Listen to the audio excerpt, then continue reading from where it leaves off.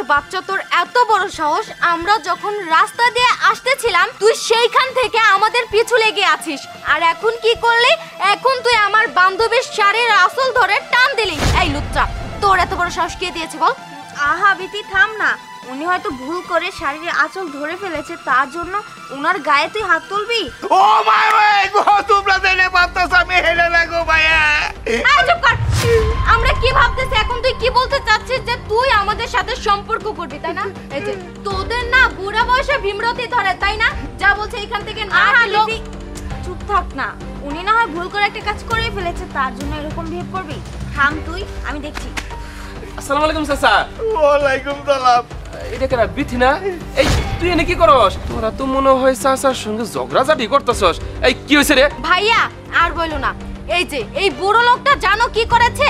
এই বুড়ো লোকটা আমার বান্ধবীর শাড়ির আঁচল ধরে টান দিয়েছে, আর শুধু তাই নয়, আমাদের পিছু পিছু এই পর্যন্ত আসছে।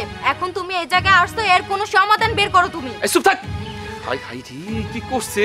কি সর্বনষ্ট করছে? হলো চেয়ারম্যান, পুরা শহরের সে মাথা বুড়ি করে, আঙ্গরে বিচার সালিশ সে করে, আর তুই হেস মান সম্মানে টানা শুরু করে দিছিস না? একটা কথা কইব না, চুপ থাক। চাচা, বিষয়টা কি আমার একটু খুলে কোন তো?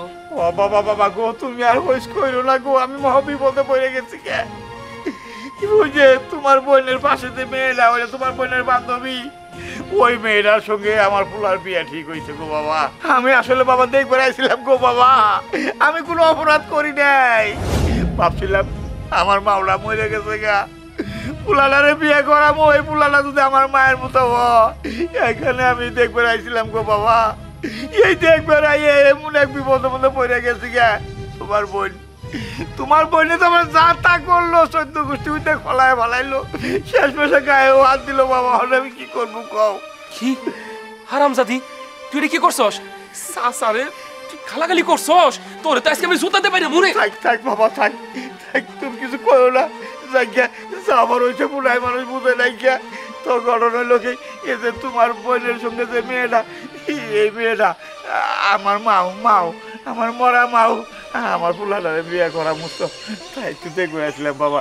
দেখেছিস বিতি, তোকে বলেছিলাম না যে চাচা ইচ্ছে করে এই কাজটা করেনি, আর তুই তার গায়ে শুধু শুধু হাত তুলেছিস। যা ওনার কাছে যে মাপ চা। চাচা, আপনি আমাকে মাফ করে দেন। আমি না জেনে না বুঝে অনেক বড় ভুল করে ফেলেছি। আসলে সত্যি কথা বলতে আমি জানতাম না যে আপনি আমার বান্ধবীর হবু শ্বশুর। প্লিজ চাচা, আপনি আমাকে মাফ করে দেন। না না মা, তুমি আমার কাছে মাপ চাইতেছো কে? তুমি ছোট মানুষ না। এই তুমি যে কথা, আমার মেয়ে তো একই কথা, তাই না?